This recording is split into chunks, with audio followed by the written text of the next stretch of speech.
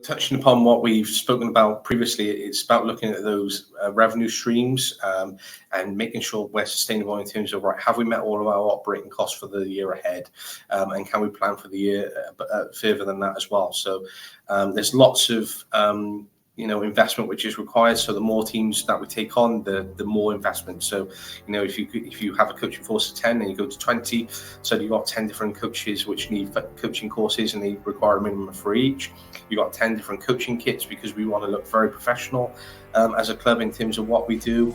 We have kits then which need to be provided for the boys. They then have training venues which are required because we can't fit all the same teams on the same venue, and we might have to train multiple nights to adapt to the needs of our coaches.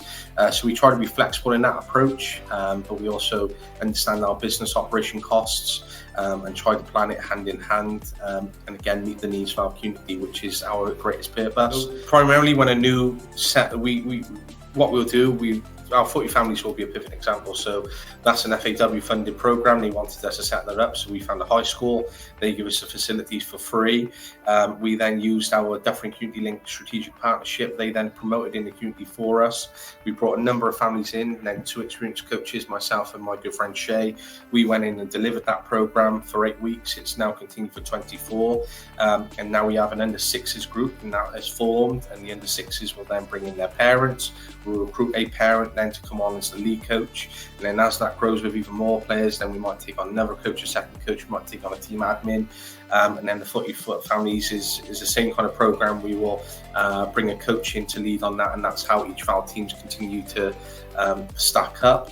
And that is one of the most sustainable ways for us, but that's how we promote. We also use Gavo. They're really good at promoting for us. We also use lots of different FAW initiatives to put messages out. We have a high drive on our social media to put messages out, and then we also have to look at safeguarding and DBS checks and all those intricate details when we take on volunteers. And one of them is found in my own football club, and that is primarily running like a business, and you look at it in the same way as you would for a business, from your recruitment, from regulation, from compliance, from sustainability, from growth, looking at services, looking at the products which we offer. So there's a lot for us which we've done as a football club, and it's important to get this on there. Good morning, Mr. Conibeer. Morning, Sam. Why are you here? This is a business podcast. Yeah, so it's actually great to be on your podcast because there's a few things which I've been involved in outside of school which are beyond teaching, beyond learning, and one of them is found in my own football club, and that is primarily running like a business, and you look at it in the same way as you would for a business, from your recruitment, from regulation, from compliance, from sustainability, from growth, looking at services, looking at the products which we offer. So there's a lot for us which we've done as a football club, and it's important to get this on there. And how does recruitment work in the football club? So what we do, that is part of our sustainability approach, and part of it is looking at volunteers. So volunteers aren't paid, and that is obviously a sustainable way, but then it's that investment to comply with regulations, which is where the investment needs to come from. But we also look at that investment for upskilling and the training and quality, which delivers then on our programs, which are our services, which are then lead on to beneficiaries and things like that. So we bring on a number of players which come from different families, etc. Then usually we get their parents and carers involved as coaches, which are our volunteers, and then part of that then is we'll put that investment into them from the funds which they generate, whether that be through fundraising, whether that's through membership costs. And then we'll have a committee above that which then run the club from pretty much day to day, and we'll regulate what the volunteers are doing across the board from a safeguard perspective then, etc. And that's how we look at recruitment. And how do you fund the club? So again, that fits in part of the recruitment from the wider scale. So we bring players on board. So we have a number of teams from currently from 18 months up until the age of 18. So if you look at the number of participants which we have and the different families and backgrounds they come from, they'll pay a membership fee per year. That membership fee will total up the amount of income, which is our capital for the year. And then we'll look at our expenditure, and then which will include registration costs, our new equipment, investment in volunteers, the new kits which we'll have, stadium and pitch hire, And then there might be, contained hire and that out there. There's events, including presentation, there'll be community events, and there's lots of different things like that which will take place. So when it comes to that stability and that growth and the investment of money which we've raised, we will have that capital which should be raised through the membership fees, but then we'll look at fundraising, we'll look at partnership, and then we'll look at funding. But then funding will fit in part of sustainability because we want to be sustainable without the funding as a club, and then any extra funding which comes through then which will benefit us to invest in those areas to make us sustainable in another way. So there's a two-way perspective that we can look at it, but it's always not being reliant upon funding because we don't know how the political sphere will look. We don't know whether funding will be withdrawn. We don't know the amount of funding available. We're not guaranteed to get that every year. So if we can operate without it, then that's our main cause. But we do a lot of fundraising through different events, strategic partnerships, utilising different venues, reaching out to companies to sponsor players, sponsor teams, and then that will generate even further income. So there's lots of different avenue streams and revenues which we try to get in. But sustainability is the biggest focus for us, and that's how then we have our different cost centres, different appraisals. We will look at what our key performance indicators are, our values, how professional we want to be as a club, where we invest that money, and looking at how we can be a community asset rather than just a football club. Going back to where you said strategic partnerships, what strategic partnerships do you use as the club?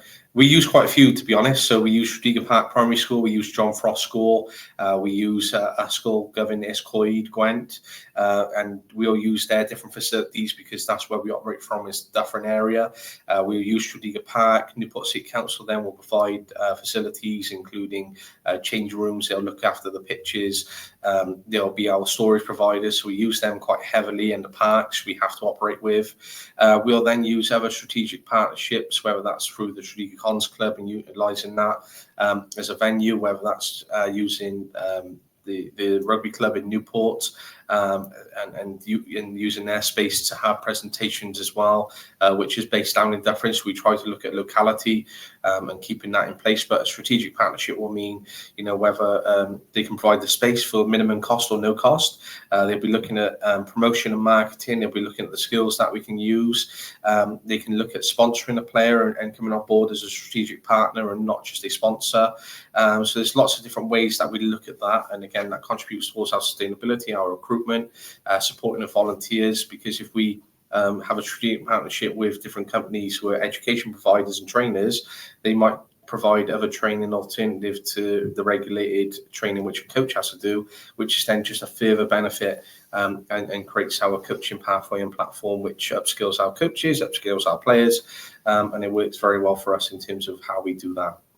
And what are your values in the club? Our values of the club is integrity, honesty, hard work, communication, relationships. We're a family-built club.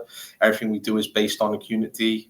We always look to support the most diverse families and communities which we have. We come from one of the highest communities, a community with one of the highest FSM percentages, so free school meals, which means there's a lot of deprivation. And one of the areas which we serve has 150 different languages spoken in itself.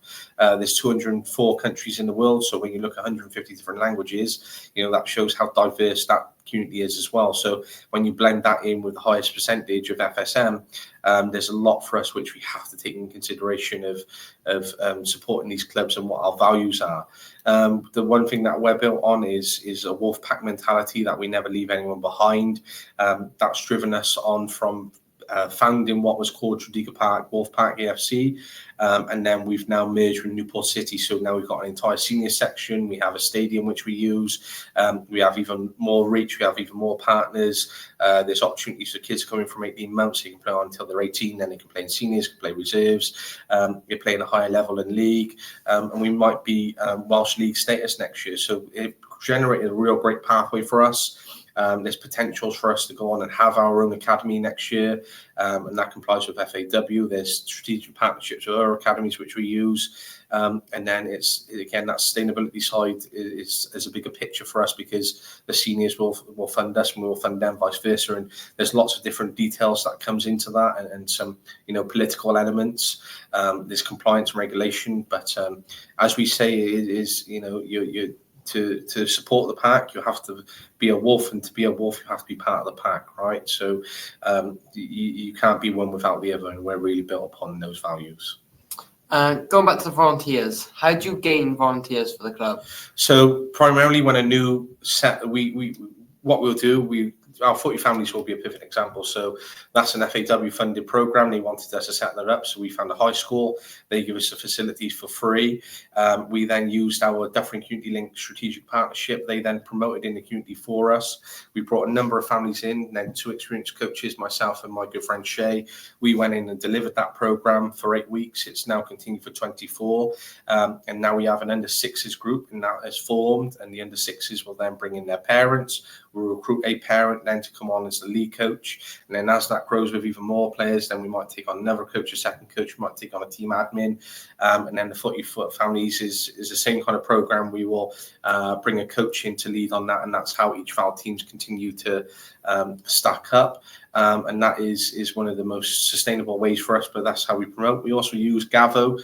They're really good at promoting for us. We also use lots of different FAW initiatives to put messages out. We have a high drive on our social media to put messages out, and then we also have to look at safeguarding and DBS checks and all those intricate details when we take on volunteers, doing their background checks, and sometimes we bring in coaches who are not associated with the football club because they want to get involved in coaching, they want to gain some upskill, they want to get back into coaching, they want to generate a pathway.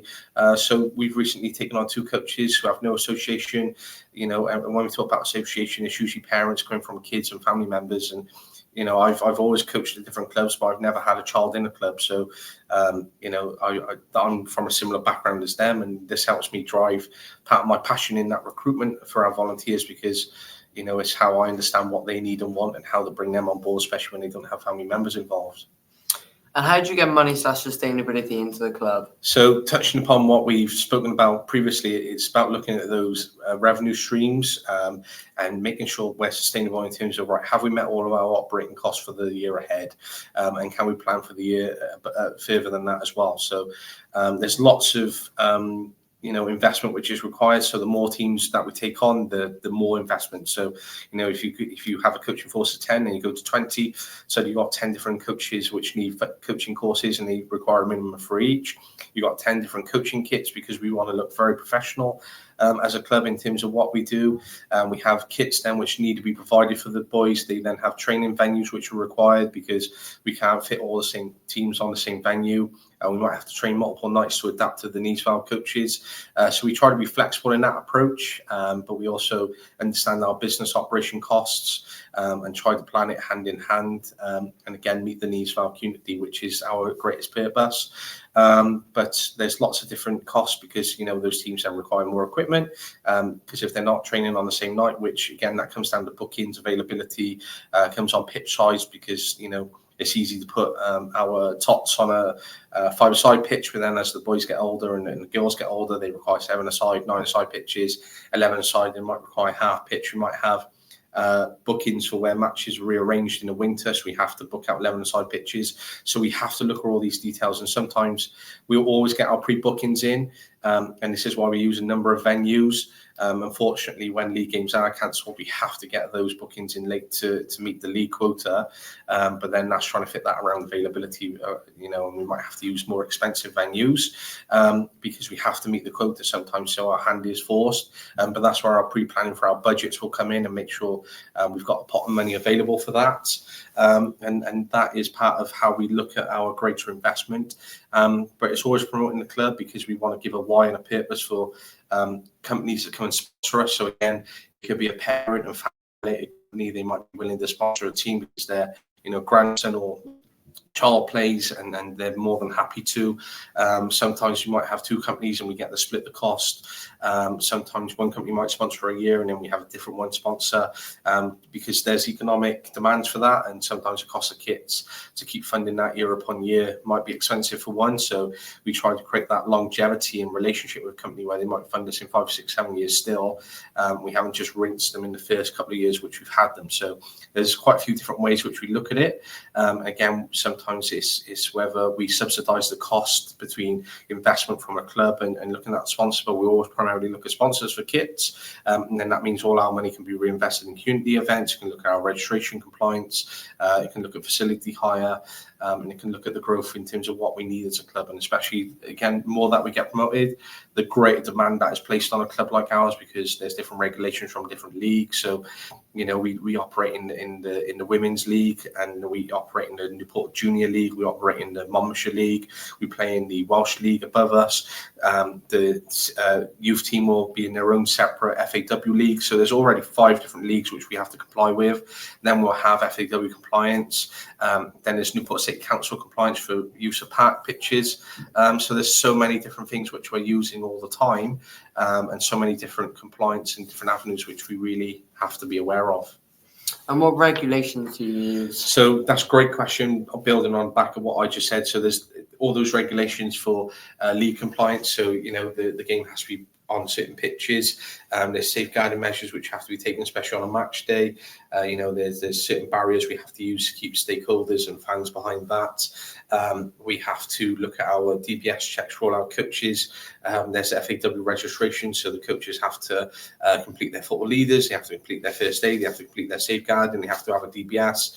They'll then register on the FAW website, and then they become part of our club then. So that's a regulation in itself, and that requires us to fund that. Sometimes we're lucky where coaches have come in and they've got their leaders and first aid, but their safeguarding expired, so we just invest that £50 and not the £200 which is per coach then. So that's a good way for us to look at that as well. And there's other regulations, whether you know, that comes down to pitch quality, whether it's building works regulations, depending on what sites we're using and what our plans are as a club. Then when you apply for funding, there's certain criteria you have to meet. So there's a thing called key performance indicators. These indicators will determine how we achieve this funding, what we have to comply with, where we spend that money. And then wherever we get that funding from, they will then go, right, where's that money being spent? They'll do all their checks. So it might be on the providers which we supplied at the start. They'll ensure what our impact has been. They'll look at our community engagement and things like that.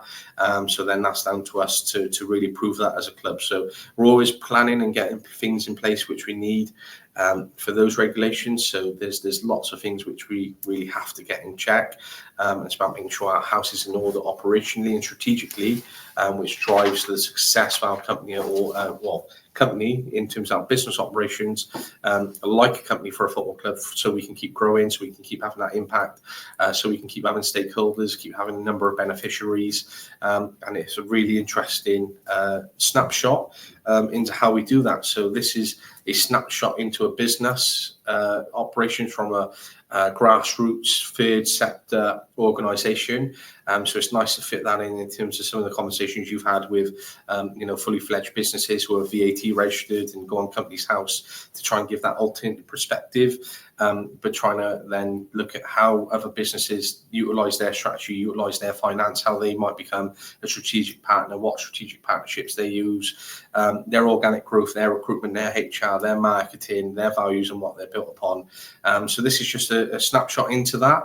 And there's lots of things which we can delve into in a lot more detail, but it's going to build part of what you've been talking about on your previous episodes and the future episodes to come. But the biggest thing is always sustainability, strategy and management, our value, image and marketing, our organic growth, and they're all the things that were built on at Newport City. Well, that's everything I have from there, Conibeer. Is there anything you'd like to add? No, I think that was, again, it's just that small snapshot, which is nice. We might do a few more snapshots with other business leaders and those in other areas, just, you know, quick 20-minute segments or half an hour segments, which should just be nice to go alongside your full episodes of our long episodes. Well, thank you for coming on, Mr. Conibeer.